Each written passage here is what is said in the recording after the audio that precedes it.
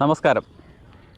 കഴിഞ്ഞ ദിവസം Alappuzha 1ാം class judicial magistrate കോടതി ഒരു വിധി പ്രഖ്യാപിക്കുകയുണ്ടായി. അതിനെ തുടർന്ന് ഞാനും എൻ്റെ സോഷ്യൽ മീഡിയയിൽ ഒരു പോസ്റ്റ് ഇടുകയുണ്ടായി.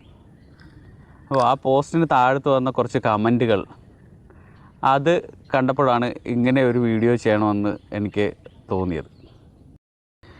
കേസ് മറ്റൊന്നുമല്ല, ആലപ്പുഴയെ തന്നെ ഭീതിയുടെ മുൾമുനയിലാഴ്ത്തിയ കുറേ നിമിഷങ്ങൾ സമ്മാനിച്ച കുറുവാ സംഘത്തിൻ്റെ മോഷണക്കേസിൻ്റെ വിധിയാണ് പ്രഖ്യാപിച്ചത്.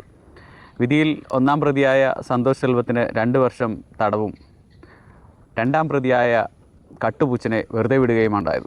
എന്താണെങ്കിലും കോടതിയുടെ വിധിയോട് നിങ്ങളെല്ലാവരും വിയോജിക്കുന്നത് പോലെ തന്നെ എനിക്കും വിയോജിപ്പ് തന്നെയാണുള്ളത്. കാരണം എന്തെന്നാൽ ഇവന്മാർ കാട്ടുകള്ളന്മാരാണ്.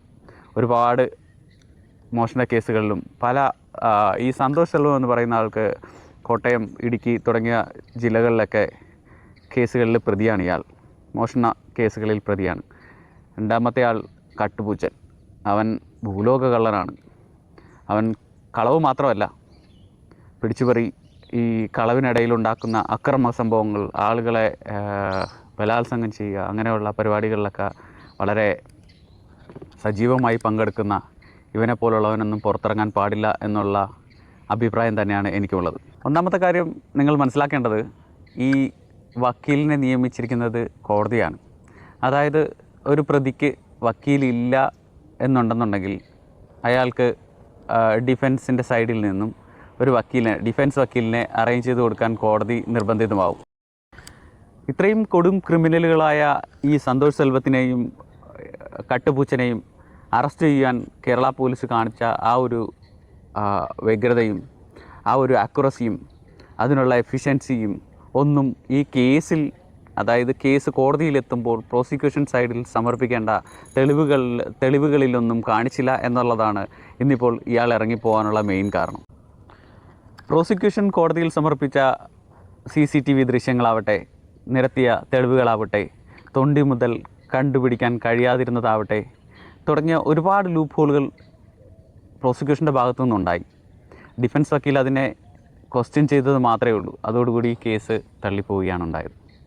അപ്പോൾ രണ്ടാമതൊരു കാര്യം പറയാനുള്ളതെന്ന് വെച്ചാൽ, നിങ്ങളിൽ പലരും എൻ്റെ പോസ്റ്റിന് താഴെ വന്ന് ഈ ഡിഫൻസിൽ വാദിച്ച വക്കീലന്മാരെ ചീത്ത വിളിക്കുന്നത് ഞാൻ കണ്ടു. അവരുടെ വീട്ടിൽ കയറിയാലേ അവർക്കൊക്കെ ഇതിൻ്റെ ബുദ്ധിമുട്ട് മനസ്സിലാവുള്ളൂ.